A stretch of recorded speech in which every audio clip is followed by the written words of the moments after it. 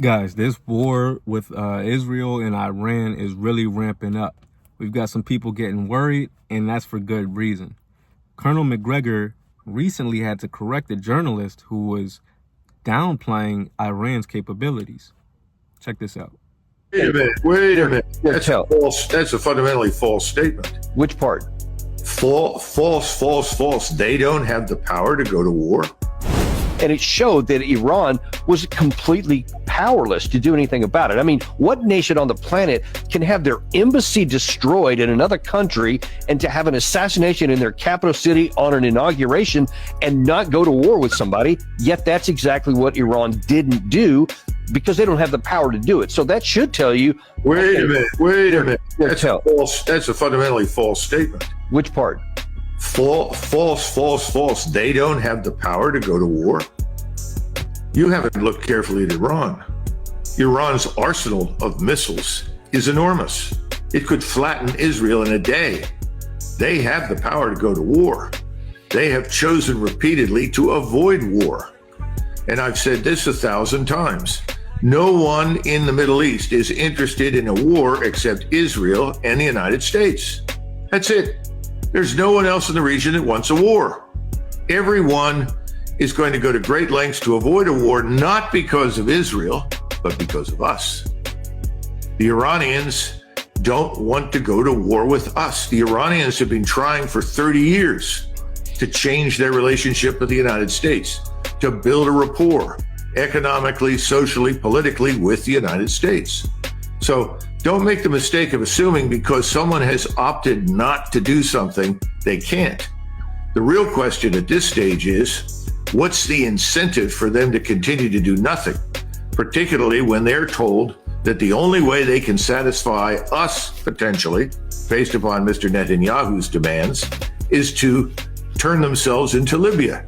And we all know what happened in Libya. Right. Yeah. Not a good situation to cite if you want them to accomplish it. But so don't assume this weakness. I mean, people said the same things about the Russians.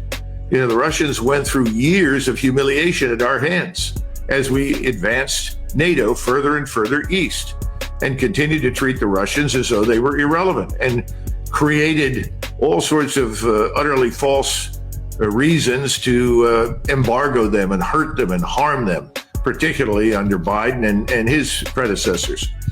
None of this is new. Does that mean that the Russians don't have the power to go to war against us or anybody else? Well, obviously, the answer is no. They have the power. They have not wanted to go to war. It strikes me right now that if you look at the rest of the world, the only two powers in the world today that don't seem to appreciate the catastrophic consequences of a real war are the United States and Israel. Now that's deep. That is deep. Listen, there are people who are taking this seriously and there are people who are taking this lightly. Don't be one of the ones who take this lightly. Donald Trump believes that Iran is responsible for his assassination attempts. And I said this early. I said this before even the election of 2024. I was out saying if he gets elected, he's going to take us to war with Iran. Benjamin Netanyahu just got the green light. What they're doing is they're trying to distract the populace with what's going on domestically with these deportations. They're trying to distract the populace. So we're arguing, oh, why are black people getting involved in the deportations? And we're arguing about what's going on here at home. Mind you, let's not forget, didn't Donald Trump say that he was going to end the Ukraine war in 24 hours? Can do so much. I'll give you an example.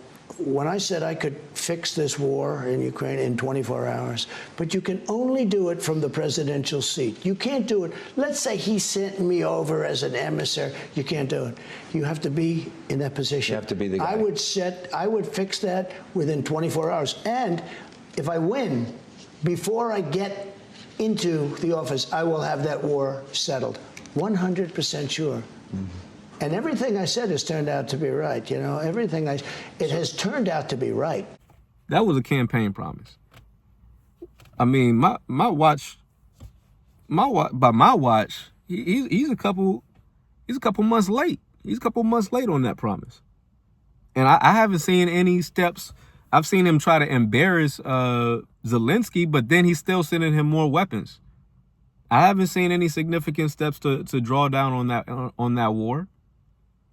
Not only that, I already knew he was going to give the green light to Israel, as he has, and this thing is escalating. They want us to worry about India and Pakistan. Listen, I'm worried about Iran. I'm worried about Iran. Colonel McGregor already told us Iran was last on the list. Go check it out. I'm not going to put it in this video. I have it on my channel. I've mentioned it many times before. You can Google Colonel McGregor predicts war with Iran. It was during that Democracy Now! Interview. It was really good. And this was back in, I believe, 2004. And he was like, oh yeah, Iraq, Syria, Libya, Sudan, Somalia, every country that he named. Check, check. Iraq, check. Afghanistan, check. Somalia, check. Libya, check. Lebanon, check. Yemen, check. And finishing off with Iran. Okay. Heard you. Listen, I'm telling you, Donald Trump's going to take us to war with Iran. And they've already done the war games on this. Iran does well in a war game against the United States. They've got that mountainous region. You already see they've got mountainous regions. They've been preparing for Armageddon, digging their tunnels. Listen, don't get caught up looking at what the left hand's doing and get hit with the right. That's all I'm saying. But listen, if you made it this far in the video, be sure to hit the thumbs up button. I'll always have some bonus footage for you at the end. So thanks for sticking around this long. If you made it this far in the video, appreciate you. Salute. Check out this bonus footage and I'll see you on the next one. Peace. Iran attack the United States of America? Is Iran the reason that no one can afford a house? Is Iran the reason that there's fentanyl everywhere? Is Iran the reason that we've got political corruption? Is Iran the reason that we have 12 people that own everything in this country? Is Iran the reason that we have an epidemic of poison food that's killing people and children? And when your insurance won't cover a knee operation and you have to go bankrupt to replace your hip, is your main concern that Iran be decapitated? This is the craziest I've ever heard in my life. We've been using Iran. Iran has been like, we've been using Iran in this country forever. Everything is Iran. I done ran up all these bands up in hand and made like 5 bands a day. I was broke, came up with a plan, now I'm the man, there ain't no stopping me. I done ran up all these bands up in hand and made like 5 bands a day. I was broke, came up with a plan, now I'm the man, there ain't no stopping me. It ain't no stopping me. Got bands, I'ma run it up, it ain't no stopping me. I was broke, came up with a plan, now I'm the man, it ain't no stopping me. Got bands,